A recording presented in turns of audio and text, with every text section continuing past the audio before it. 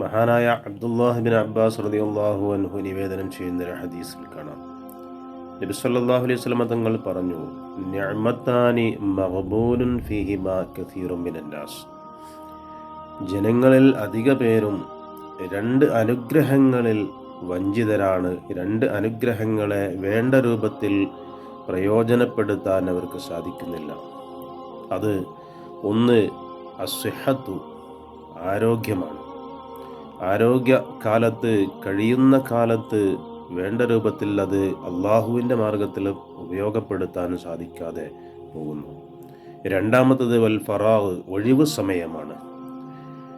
ധാരാളം ഒഴിവ് സമയങ്ങളുണ്ടായിട്ടും അള്ളാഹുവിനെ ഇബാദത്തെടുക്കാനോ ഖുർആൻ എടുത്ത് പാരായണം ചെയ്യാനോ, വിശേഷിച്ച് ഈ റമദാൻ മാസത്തിൽ പോലും ഖുർആൻ പാരായണം ചെയ്യാൻ പോലും സാധിക്കാതെ, അതിന് പോലും സമയം കിട്ടാതെ മൊബൈലും മറ്റും നോക്കി സമയം കളഞ്ഞുകൊണ്ട് ആ ഒഴിവ് സമയങ്ങളെ പ്രയോജനപ്പെടാതെ പോകുന്നു.